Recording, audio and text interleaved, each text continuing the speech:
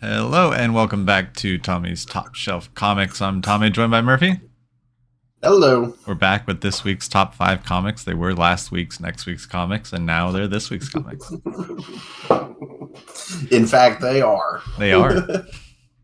And so let's dive right in with our number 5. Meanwhile, a comic shop anthology.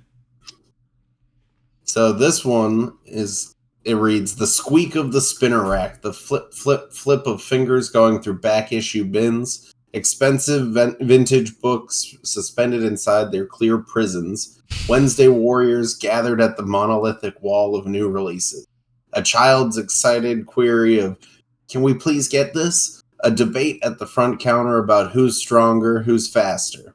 Maybe there are t-shirts and toys and other collectibles. Maybe this space is so filled by comics in bins, boxes, stacks, that there aren't 3 feet of room to spare for anything else. Maybe that wide-eyed new customer doesn't buy anything today, but just wonders, remembering for a few minutes the joy of when he used to read those things. These aisles contain magic. Welcome to Meanwhile, a comic shop anthology. To celebrate this beloved medium and the stores that showcase it, we've assembled an 80-page anthology of short comics and pinups by a diverse group of creators, telling the stories that reflect their unique voices and experience as not only comics creators, but consumers. Reading this throwback to the old 80-page giants of yesteryear might be akin to browsing an actual comic store. You'll find superheroes, adventure, humor, horror, science fiction, manga, and some stories that defy easy categorization.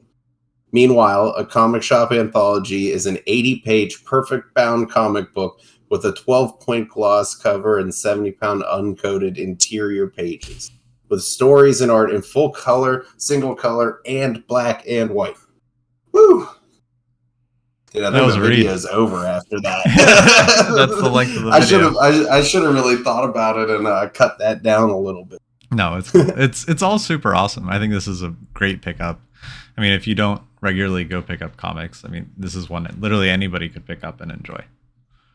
Yeah, and I mean, right off the bat, you've got Scott Snyder, Brian Michael Bendis, Jeff John, huge people are contributing to this, and it seems like just kind of a like a love letter to comic book stores. Oh, absolutely. Yeah, and the whole culture. So, I mean, there's always something that you don't read as much as you could, or, you don't know that you want to read as bad. So it's always good to get something like this that, shows you a wider range of stuff. Absolutely. Cool. Moving on to our number 4, we got What If? Dark Venom number 1. What if Ben Grimm became Venom? When Ben Grimm returns to Earth after his exploration of space post-Secret Wars, he finds that the Fantastic Four has trapped a helpless Clintar symbiote in Reed's lab. But is that symbiote really helpless, or is it truly one of the most dangerous symbiotes in the galaxy? Witness the birth of a brand new Venom. It's amazing to me that Ben Grimm became Venom. Hey, I love what ifs. I just love every what if. Absolutely. I do think a lot of them these days have to do with symbiotes. Yeah. There's a lot, there's a lot of it's an active symbiotes. Okay, I don't really feel like reading this, but I know a lot of people really like it. Yeah, I always enjoy them. But I do love just the whole idea of just naming it What If. Because we were talking about in our number 5, it's all the comic books discussions in the shop of what if they did this? What if this happened? What if this character, all these what ifs? It's an actual book of what if. I don't know. Also, the fact that these stories still come out with such regularity, though, just amazes me how many writers they have going. They are retelling stories from the 80s today on top of all the new stuff that we're getting every week. That's a lot of people writing. It is. Now, I always just find these fun, and Venom always makes it fun because it's you take the Thing and now he's a murderous symbiote. Yeah. Yeah. I mean, we're not done with Venom yet.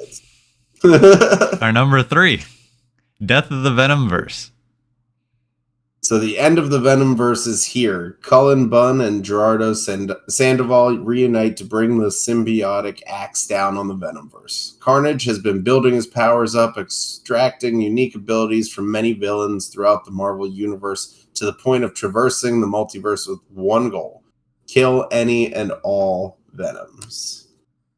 This I'm excited about because, like, same reason like as that Carnage Reigns story. So the main line of Carnage led to Carnage Reigns, which is Cletus Cassidy doing his own thing, and at the same time built to this, which is like Carnage is just traversing all of time and space, trying to like collect weapons and become a god so he can kill every Venom. It's pretty crazy. Like he kills all the dwarves at Nidavellir and like forges a weapon and all this stuff. So, I mean, this has been what that line has been building to. And I also kind of wonder if it's kind of going to reset the symbiote status quo a little bit. Because they've been all the rage for like, 6 years now? Yeah, it's been a while.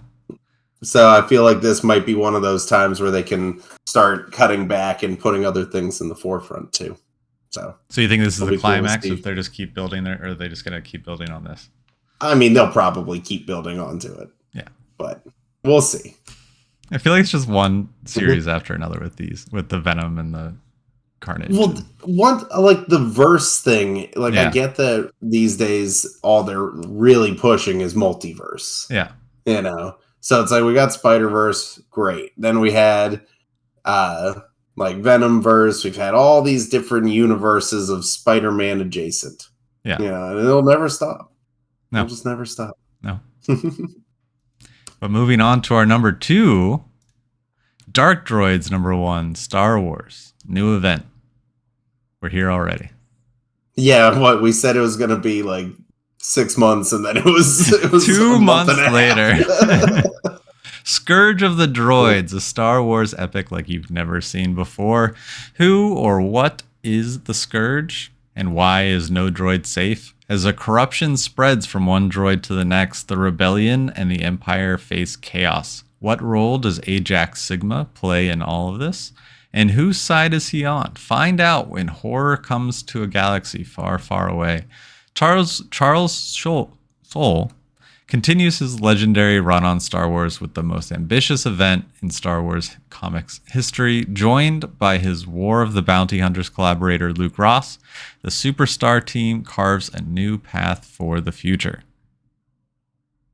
Dude, it really was. It was only like 2 months. Now this is they've done such a good job with every event since like Charles Soule's been doing Star Wars. Like, there's no way it's gonna be bad. There's just going to be, there's no way it's going to be bad. And I do love that Star Wars, I feel like over recent years, has delved deeper into the idea of lots of droids. Yeah. You know, like when they don't have a function anymore, like they're not battle droids anymore. Right. Like I love that we see battle droids all the time in Star Wars stuff now. Oh, yeah. They're just old and just been hanging out there, you know? So, I mean... Scary droid stuff versus Jedi. Yeah. I do like that C-3PO cover. Yeah, it's pretty good. Yeah. There's always good Star Wars covers, though. There aren't as many as I thought there would be for this one. I guess probably just the fact that... I guess probably Star Wars itself will have a bunch of good covers. Yeah, for sure. But not to be outdone by our number 1. Or to be outdone by our number 1. The Sacrificers. Number 1. Image number 1. So this one is the series premiere. Tomorrow. Oh, surprise. Series premiere from Image. Tomorrow is a harmonious paradise thanks to 5 families who make everything perfect for the price of 1 child per household. Now, as that bill comes due, a son expected to give everything for a family that never loved him, and an affluent daughter determined to destroy utopia must unite to end one generation's unnaturally protracted reign. New York Times best-selling writer Rick Remender joins forces with superstar Max Fiumara to take you through the dark science fiction world of the Sacrificers. I'm a big Rick Remender fan. Yeah. You know, he's been talking about he's got a couple books coming out this year, but this is the first one this year, ongoing, and I'm super pumped for it. And I like Max Fiumara's art is awesome. He was on it's gorgeous. Amazing Spider-Man for a little while. Yeah. So it seems like a pretty interesting story too. I mean, yeah. And Rick Remender's Image books usually do last like 30, 40 issues. Yeah, I think Low was the only one that didn't really. Yeah, because Black Science, I loved Black Science. Yeah, Black Science was good. Deadly Class, I tried a couple times. I couldn't get into.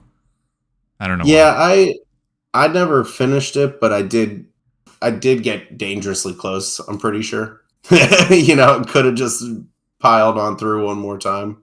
Yeah, but I mean, he's also done a bunch of stuff for Marvel that I've liked. Oh yeah, the Uncanny Avengers is my favorite still. Oh yeah. Kang the Conqueror just doing Kangly stuff. So this one's gonna be interesting. Just continuing the streak of Image releasing more and more titles. Yeah. I mean, there has to be more Image number ones. There's a new one every week. There's a new one every week. Maybe 2. Actually, I think there were 2 this week. I think there was a second one. But, well, let us know what your top 5 are this week down in the comments. We'd love to hear them. And until next week, we will catch you guys later. See ya.